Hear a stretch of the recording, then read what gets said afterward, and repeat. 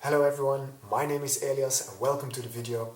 As you might know, I cover climate change and climate change innovation on my blog theshift.org, but every now and then I pop out a video as well, and here we are. This week, people from all around the world are gathering in Bonn, in Germany, for the yearly Climate Change Summit. Now, what is that all about again? Why should you care? And what should you be looking forward to in this year's edition? That's exactly what we're going to talk about.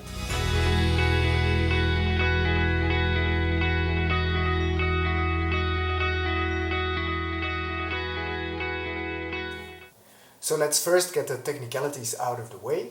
The yearly climate change summits are organized by the UNFCCC, which is probably the most difficult acronym in the history of difficult acronyms.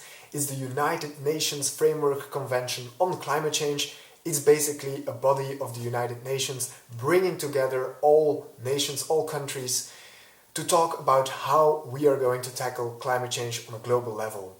And those climate talks are called officially Conference of Parties or COPs. And this year's edition in Bonn is the 23rd, since the talk started in the beginning of the 90s.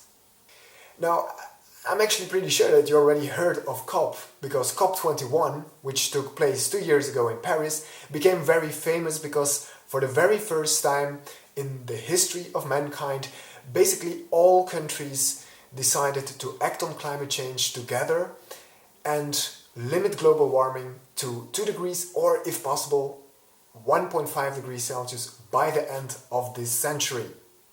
So you're probably thinking, well, then why should I care about this year's edition if we already reached an agreement that we're going to tackle climate change? Well, first of all, negotiators will have to find common ground on a rule book. In the Paris Agreement, they made a promise. Now it's important to implement the promise. And for that, all countries need to understand the same thing with the same words, have to have common ways on measuring greenhouse gases, on tracking progress on their reduction pledges, and so forth. So this rule book is crucial. Someone compared it with the following metaphor. In Paris we got a very fancy brand new smartphone which is fully equipped with what we need, but so far it's missing an operating system. Now, a very important part of the Paris Agreement is that every 5 years all parties are asked to update their what they call nationally determined contributions, or NDCs. These are basically the national pledges to reduce greenhouse gases, that they will update them given new technologies, new scientific insights and so on. And in this way the Paris Agreement will become more and more ambitious over time and will in the end hopefully bring us to the point where we can meet the promise of limiting global warming to 2 degrees or even 1.5 degrees Celsius by the end of the century. Now, crucial for that is what they call the facilitative dialogue that will take place actually in next year's COP in Poland, which is a process of taking record of the progress of everyone and looking if and where improvements can be made. But again, the rules and the framework for this facilitative dialogue have to be set out, and that will happen in this year's COP. Now, a third reason why this year's Climate Change Summit is interesting is because there is a lot of attention to vulnerable communities.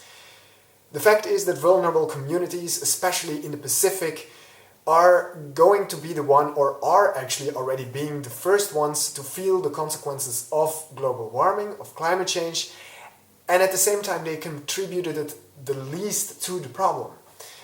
And of course the recognition of this problem is very much pronounced by the fact that Fiji, a small Pacific island state, is actually the host of the climate summit this year, of the COP this year.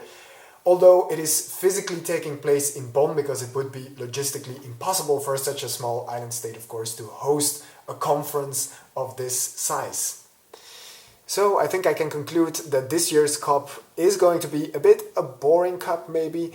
It is indeed a very technical one in which the rules and the implementation of the Paris Agreement now have to be defined. We will not see as many nice and inspiring speeches as we had in Paris maybe, but it is of crucial importance that of course we now get from the promise to the action.